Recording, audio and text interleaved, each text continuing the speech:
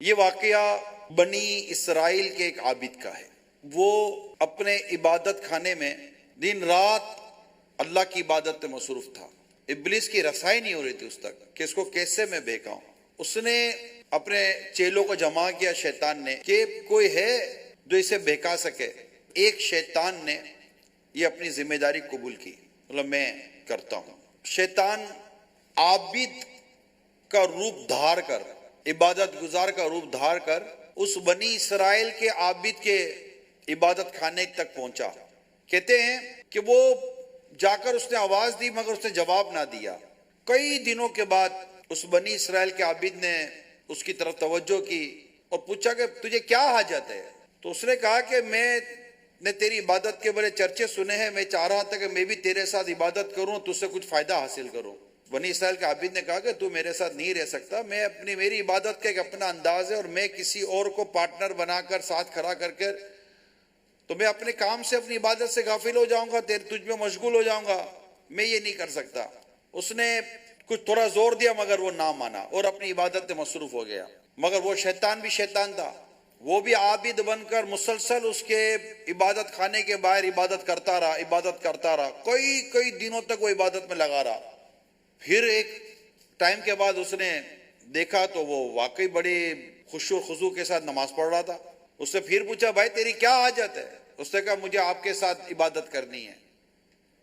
اس نے دیکھا کہ یہ بڑا مطلب کہ انہماک ہے اس کے اندر اور بڑی توجہ کے ساتھ عبادت کر رہا ہے، تو اس نے کہا چلو ٹھیک ہے تم میرے ساتھ مل کر عبادت کر لو۔ یوں اس بنی اسرائیل کے عابد کے ساتھ اس کے عبادت خانے میں داخل ہونے کا راستہ مل گیا۔ کہتے ہیں 1 سال تک کم و بیش اس کے ساتھ عبادت ہی کرتا رہا اور اس نے بڑا متاثر کیا اس کو نا۔ اب 1 سال کے بعد کہنے لگا کہ اب میں جا رہا ہوں۔ تو اب بنی اسرائیل کے عابد نے کہا کہ اب یہ تو جا رہا ہے، یہ تو میرے تو ایک دل لگ گیا تھا، اس کے ساتھ ایک انسیت ہو گئی تھی۔ اس نے کہا میں جا رہا ہوں اور میرے پاس کچھ وظیفہ ہے، تم کہو تو میں تمہیں سکھا دیتا ہوں۔ تو بنی اسرائیل کے عابد نے کہا کہ مجھے کوئی ایسی چیز سکھاؤ گے تو لوگ میرے پاس آئیں گے۔ بولا لوگ آئیں گے تو جسے دم کرے گا، تو جسے آپ یہ پڑھے گا وہ صحیح ہو جائے گا۔ اس نے کہا کہ مجھے یہ دے دے گا تو لوگوں کا رش مجھ تک بڑھ جائے گا اور میں اپنی عبادت نہیں کر سکوں گا۔ اس نے بڑا زور دیا یہاں تک کہ وہ مان گیا۔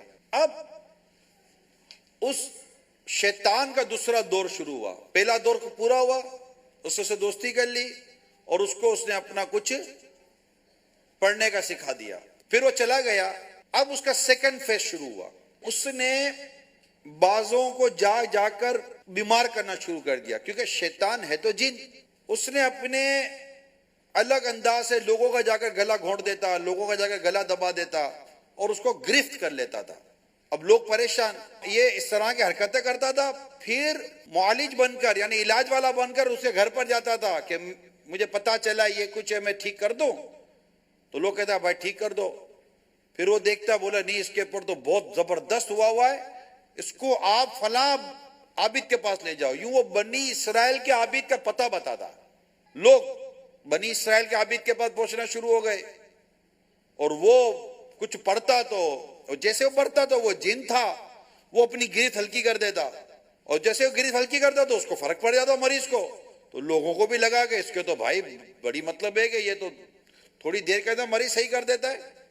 یوں اس کے پاس لوگوں کا رش آنا شروع ہوا اور وہ اپنی ایک جو پرمیننٹ ایک اس کا جو کام تھا وہ اس سے نکل کے دوسرے کاموں میں مشغول ہونا شروع ہو گیا۔ یہ اس کا سیکنڈ فیز پورا ہوا، مرحلہ وائز کام کر رہا ہے۔ تیسرا مرحلہ، 3 بھائیوں کی ایک بہن تھی، اس نے جا کر وہ 3 بھائیوں کی بہن کا گلا گھونٹا اور اس کے اندر ایک گھٹن پیدا کر دی اور وہ بیمار رہنے لگی۔ یہ علاج والا بن کر تینوں بھائیوں سے ملا اور کہا کہ اس کو تو بہت کچھ ہو گیا ہے، لہذا اس کو تم فلاں کے پاس لے جاؤ۔ وہ لے گئے، اس کے علاج کو ٹائم لگے گا، میں تو گھر میں نہیں رکھتا اپنے عبادت خانے میں۔ اس کے گھر کے ساتھ ایک کمرہ بنا ہوا تھا، وہاں اس بہن کو اس نے رکھوا دیا اور وہیں یہ شیطان دوبارہ اس کے پاس پہنچا، عابد کے پاس، عابد بن کر، کیونکہ اس کی تو دوستی ہوئی تھی۔ کہا یہ تو بہت سخت علاج ہے، کیسے ہوگا؟ کہا تو جا کر اس کے اوپر کچھ اس طرح کر تو اس کا علاج صحیح ہو جائے گا۔ اب وہ اپنے عبادت خانے سے باہر نکل کر لڑکی کی طرف گیا. جیسے لڑکی کی طرف گیا تو اس نے زندگی میں پہلی بار عورت کو دیکھا. وہاں شیطان نے اپنا کام دکھانا شروع کر دیا اور اس کے اور اس لڑکی کے درمیان ایک ملاپ پیدا کرنے کی کوشش کی، اور اس عابد نے اس لڑکی کے ساتھ زیادتی کر لی. اب وہ کہنے لگا یہ تو نے کیا کر دیا، اس کے بھائیوں کو تو کیا جواب دے گا، یہ تو یوں بول دے گی تو یوں بول دے گی. تو اسے بولا بتا کیا کروں. بولا تو کام کر، تو لڑکی کو قتل کر دے اور اس کے بھائیوں کو سمجھا دینا کہ اس کا یوں یوں کچھ ہو گیا. اس نے لڑکی کو قتل کر دیا. جب بھائی آئے تو بھائیوں کو کہا کہ یہ تو بیچارے یوں ہو گئی، اور یہ اس کی قبر ہے، یہ اس کی دعا اور فاتحہ وغیرہ، یہ تو بیمار ہو گئی، اور یوں کر کے لپیٹ لیا اس نے نا. بھائی تو اس پر بھروسہ کرتے تھے، تو بڑا نیک آدمی تھا، بھائیوں نے بھی یقین کر لیا. بھائی گھر پہ جا کر سو گئے. رات کو ان بھائیوں کے خواب میں پھر یہ شیطان آتا ہے اور آ کر کہتا ہے کہ تمہاری بہن کے ساتھ اس عابد نے یہ کام کیا اور اسی طرح اسے قتل کر کے فلاں جگہ پر دفن کر دیا ہے. اب انہیں یقین نہ آئے، مسلسل وہ خواب میں آتا رہا، حتیٰ کہ بھائیوں نے جا کر اس قبر کو دیکھا جس طرح اس کی نشاندہی کی گئی تھی. جیسے قبر کھولا اس کی بہن کی لاش، بھائیوں نے اس بنی اسرائیل کے عابد کے گھر پر دھاوا بولا اور اسے پکڑ کر قاضی کے حوالے کر دیا. قاضی کے سامنے اس نے سارا اقبال جرم کر لیا کہ ہاں یوں ہوا تھا اور میں ڈر گیا تھا اور میں نے یہ کر دیا، میں نے قتل کر دیا، یہ سارا ہو گیا. اس کو سزائے موت ہو گئی.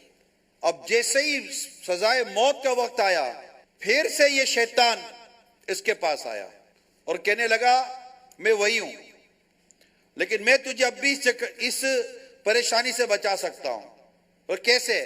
کہا تو مجھے سجدہ کر لے، میں تجھے بچا لوں گا. اس عابد نے اسے سجدہ کیا.